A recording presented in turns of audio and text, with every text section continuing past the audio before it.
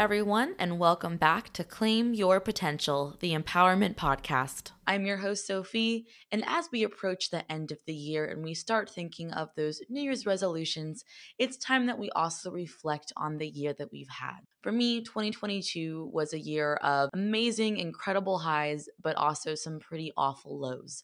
And from this past year, I've taken away 12 different lessons that I've learned through just trial and error, through overloading my plate with so many different commitments, and also through some successful relationships and some failed relationships. So without further ado, a little bit of organization for this episode. I have distributed my different lessons into 3 different categories, and those are relationships, professional/academic development, and emotional well-being. Going into the first category, relationships. And the first lesson I learned was don't let anyone get comfortable with disrespecting you. As human beings, we are very drawn to other people and we want to be loved. We want to feel important. We want to feel appreciated. And so sometimes we surround ourselves with a lot of people because we see quantity over quality. And we think that quantity means that, oh, we're well liked, people like our personality, and that makes us feel good. But what we don't think about is we don't assess those relationships. We don't think about how is this person treating me? What is the dynamic in our relationship? Do I feel respected? Do I feel like they appreciate where I am in my life? Do I feel like they play up my accomplishments? Or do I feel disrespected? Do I feel like they make fun of my accomplishments or they don't treat me seriously or they don't respect my boundaries? And so when you start to recognize these patterns in your relationships, where you see a couple friends or even a partner that belittles you or that doesn't respect your boundaries, that might make fun of something in your life and you've already explained to them several times, hey, look, this isn't okay to me. This is not funny. And they keep doing it. That's disrespect. Disrespect comes in many different forms, and a lot of the time we don't recognize it. And something that I really want to make sure we're all understanding is that when it comes to disrespect, sometimes the reason that people disrespect us is because it's easier for people to tear you down rather than work on themselves. And so sometimes this disrespect is coming from a place of jealousy. It's coming from a place of, wow, they have their life together, they're happy, I want that, I'm jealous, but I'm going to make them feel as bad about their life as I feel about mine, rather than actually taking the time to work on my own life. And the big thing with disrespect is the second it happens the first time, there needs to be a conversation on, okay, I felt disrespected. Here's what you did. Maybe we haven't had this conversation before. So here are some of my hard boundaries. And, that's the end of that conversation. But the second disrespect happens after having that conversation on boundaries, you're out. There's no 3 strikes, you're out. It's once it happens after that boundary conversation, there's no more strikes. That person should not be in your life because they are disrespecting you. And that leads me into my next lesson, which is the moment you settle for someone is the moment that you have lost who you are. Because when you settle for disrespectful relationships, that is when you have lost yourself. You are now telling yourself that I do not respect myself enough to get out of a relationship that is disrespectful to me, to my priorities, to my growth, to my development. And so when you settle for those relationships and when you settle for people that maybe have bad habits, that are disrespectful, that don't align with your values and where you're trying to go in life, when you are surrounded by those people, or if you have someone like that in your life, you're truly not being yourself. You're not respecting yourself because you aren't respecting your values. You aren't respecting your boundaries. You aren't respecting who you are as a person and this track that you're on to success if you're around people that ultimately contradict everything that you are as a person, everything that you stand for. And the only person that is responsible for your happiness and for where you're going in life is you. And you, as the person being responsible, have to take a little bit of responsibility for yourself. You have to stand up for yourself and say, okay, I want to be happy. This person is not going to get me down that road of happiness. They're not supposed to be in my life right now, and that's okay. Our last guest said it best, and it's not every relationship is meant to last forever, and that's okay. And something else that we learned from that episode, something that I definitely learned, is to only allow things that make you feel good and energized into your space. And that also includes people. Is if you are surrounding yourself with battery drainers rather than battery boosters, people where you hang out and you're not feeling happy, you're feeling stressed out, or you're feeling in a bad mood, or just feeling pessimistic about life. Those type of people are not helping you feel good. They're not helping you feel energized. They're draining your battery. And so at the end of a long week and you want to de-stress and you want to have those whatever makes you feel energized. And for me, that's hanging out with friends. But if my friends are battery drainers, then that's not helping me. If I'm hanging out with people that are not boosting my battery, if anything, I'm just feeling more stressed out. I'm feeling more anxious. I'm feeling more in a bad mood than I was before we started hanging out. So you have to pick people and environments and put yourself in environments that make you feel good and make you feel energized and productive and just like you're on this path, a positive path towards where you want to be in life. And ultimately, what we need to take away from our relationships is don't be afraid to leave people behind. It's okay. Again, not every relationship is meant to last forever, and it's okay to assess some of your relationships and to start picking those people out and saying, wait a second, this person isn't serving me where I am in my life right now. They're actually holding me back. And I don't have the time and I don't have the energy to do that right now. And that's okay because sometimes you have to put yourself first. You have to put your needs first. And it's okay to say, hey, you know what? I love you, or, I like you. I, enjoyed our time hanging out together, but maybe I need to take a step back from this relationship a little bit. Or, I think we're on two different paths right now, and that's okay, but I need to go my separate way for right now. And, no hard feelings. But some kind of conversation needs to be had if you're noticing these people in your life. In fact, I just recently did this is I said to someone, hey, look, I don't think you and I can continue a friendship. I wish you the best of luck. And that was it because I realized that this person was not serving me in my life and that they were toxic and they were a rotting apple in my fridge and they were starting to stink up everything else in my life. And so I had to say, you know what, it's time to leave you behind. And that's okay. Going into our next category, professional and academic development. The first thing that I really want to drill into everyone's head, and I said this during my very first episode ever, and I was talking about public speaking. And I had said that public speaking terrifies me. I hate it. It makes my heart beat. It makes me just, I dread it. And I actually learned recently that public speaking is the number one fear. And then the second one is death, surprisingly, but not surprisingly at the same time. But what I learned through public speaking is that if you can't beat the fear, do it scared. Because fear is temporary and regret is forever. And that goes for public speaking, that goes for any big decision that I've made in my life recently.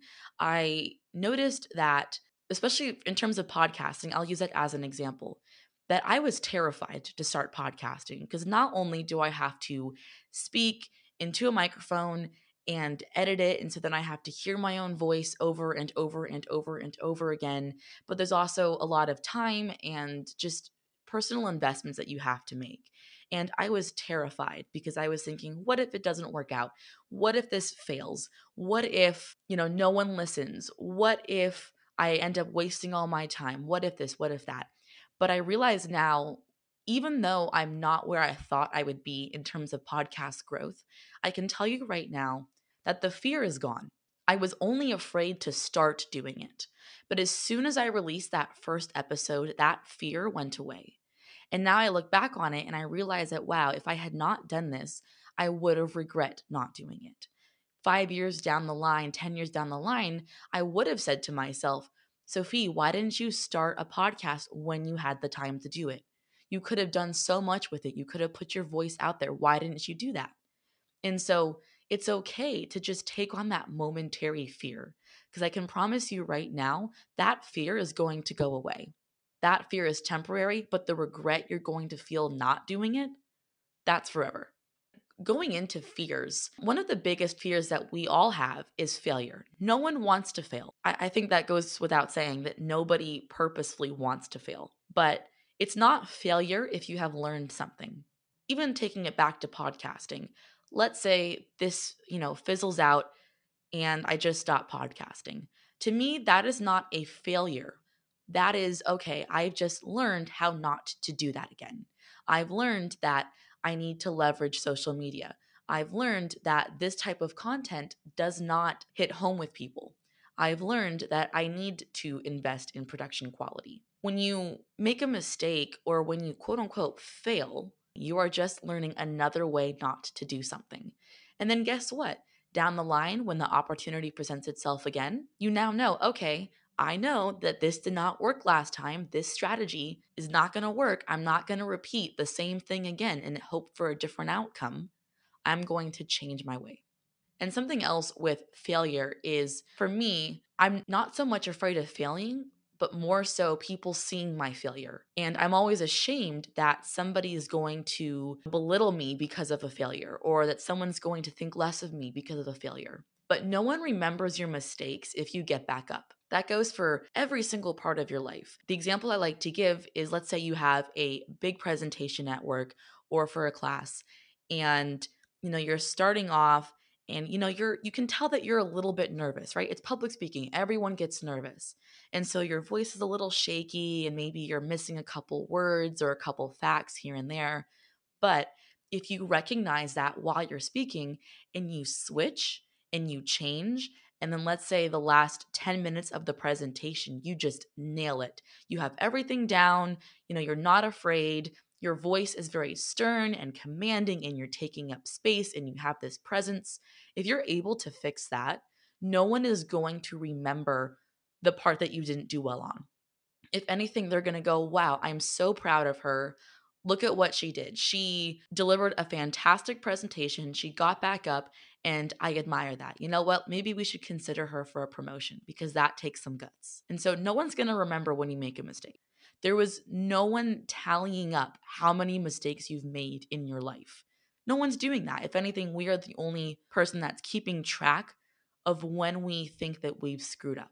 We have to start looking at mistakes not as a failure, not as, oh no, I messed up, but okay, how can I fix this? How can I prove myself to myself?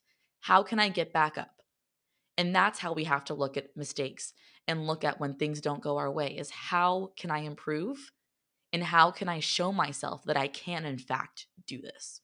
And a big takeaway is that whether you are pursuing a new career or starting a business or starting a podcast or going to university and switching majors or whatever it is in your life, if it was easy, everyone would do it. If academic and professional, even personal growth, if that was easy, every single person would be a millionaire. Every single person would have perfect scores on every single test they've ever taken, 100% in every single class. It's not how the world works. You have to put in the extra time. You have to put in the hard work. You have to take the extra time to improve yourself, to improve your skills, to work on whatever passion project or whatever business or whatever major you're studying. You have to take the time to work on it because accomplishments are hard work. It's an accomplishment because you went above and beyond the average person and you got something done. And so it's okay if it gets hard. It's meant to be hard sometimes. Now, it's not meant to be hard all the time, but it is meant to be hard sometimes. And that's okay. And the sooner we realize that, the sooner we'll have a little bit more patience with ourselves. A little bit more patience when something doesn't go our way or we don't see rapid growth as fast as we thought we were going to. And once we understand that you have to play the long game, we are going to see that growth and we're going to appreciate that growth. Going into emotional growth, emotional well being, our next topic, I will say right now that I used to be a very pessimistic person. I was this big negative presence in people's lives, and people were like, no, we don't want to be around this person. They're negative. Why would I want a negative friend? So I've learned that positivity always beats negativity, not only in the sense of friendships and being someone that people are excited to be around, but also in how we frame our thoughts and how we think about things that go wrong, how we think about past trauma, how we think about just situations in general not working out, right? I think it's very easy to look at something through that negative mindset of, oh my gosh, why does everything bad happen to me? Life sucks. Why can't I keep my friends? Man, I just failed that presentation. Man, I completely bombed that test. I'm not smart. I don't deserve this career. I don't deserve to be in this university, whatever it may be. But when we start shifting to that positive mindset, reframing our thoughts as, okay, this friendship didn't work out. That sucks. But you know what? At least I learned something from this friendship. Maybe I learned how to be a better listener. Maybe I found a new restaurant that's just my go to spot now. And so we have to reframe things and find that one little positive, and we have to latch onto that because negativity is consuming. Negativity will consume you, and no one wants that. No one wants to be consumed by negativity because also no one wants to be around that, and you also don't want to be around yourself. Because I can tell you right now, when I was a very negative, pessimistic person, I really would not have wanted to be friends with myself. But now looking on it and looking on how my mindset is now, I very much am approaching things from, okay, what is the lesson learned from this? Not what did I lose? What was a failure? What was a mistake? It was what did I learn? What did I gain from this? And looking at it as profit rather than loss. What is the profit from the experience? Going into my next lesson, when I was listening to podcasts and reading books and listening to audiobooks about growing as a person, becoming more empowered, and that whole realm of things, I was very consumed by the fact that my life did not look exactly like everyone else's. I said to myself, how is everyone so fearless? I don't understand. I'm following all these steps. I'm doing all these different exercises. Why is this not working? Everyone on YouTube says it's supposed to be working. And so I was comparing my progress to somebody else's. But what I've learned is that you are never going to wake up one day and feel completely ready and fearless in life.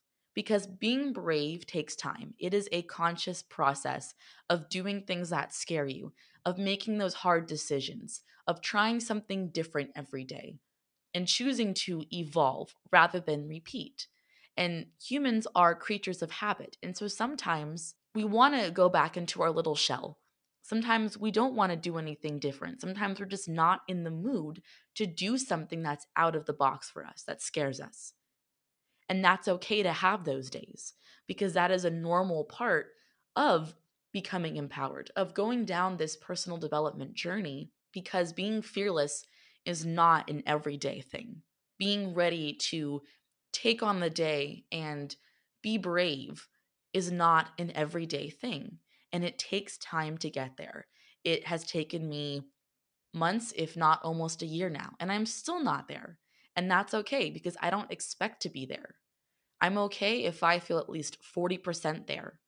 And the final lesson that I want everyone to take away, this has taken me years to learn. Loving yourself takes time. And I was always comparing myself and my love for myself to, body positivity Instagrammers, to self-help YouTubers, to self-help books, to podcast hosts. And I was comparing the love that they have for themselves to the love that I have for myself. And I was going down that rabbit hole of, why does everyone love who they are except for me? I don't understand. What am I doing wrong? Why can't I love myself? But the truth is it's a conscious process. Just like being brave. Loving yourself, you're going to have those days where you wake up and you feel bloated, or you wake up and you feel just full of acne and you don't feel pretty, or you wake up and you feel not intelligent. It's completely normal to not love yourself 100% of the time, 24/7. We're human beings. We have flaws. And sometimes we zoom into our flaws, and it's hard to zoom out. It's hard to look at the bigger picture of who we are as a person because we start examining and zooming in and going, I hate this about myself. I hate that about myself. Why do my arms look like that? Why am I such a bad friend? Why did I say that one time? That was such an awful thing to say. I'm such a bad person. And we start zooming into these flaws. That's part of the growth process, is waking up and having those days where you just aren't there. And that's okay. But loving yourself, a big part of it is waking up. And even on the days that you feel like that, finding something that can help you get back to where you were in your progress. Maybe it's taking a bubble bath and doing a face mask. Maybe it's going to the library or a coffee shop and reading your favorite book. Anything that you can do for self-care that shows that you're prioritizing yourself, it's telling yourself that you deserve to be prioritized, that you deserve that self-care, that you deserve that self-love. I found that also affirmations help as well. Saying in my head, I am happy, I attract positive energy, I am growing and becoming the best version of myself, I am beautiful, I am intelligent, I am confident. And just those words of affirmation, you can design them, you can find them online, whatever they are, but remind yourself that, hey, I am worthy to be on this planet. I am worthy of love. I am worthy of my own love. I am worthy of my success. I am worthy of this life that I am creating for myself. But loving yourself takes time. That concludes this podcast episode. Thanks for listening. If you're enjoying our show, you can also visit our website, claimyourpotential.com, to access our blog, listen to previous and future episodes, leave a review, and subscribe to our newsletter. For more content, you can follow us on Instagram and Facebook at Claim Potential for inspiration, episode and blog post announcements, episode excerpts, along with other content for you to reach your full potential. A free way to support our show is by leaving it a rating and review on the podcast streaming platform of your choice. If you're not sure how to do this, you can head over to the Leave a Review page on our website for instructions. Thank you, everyone, and tune in next time where we'll continue to learn how you can claim your potential.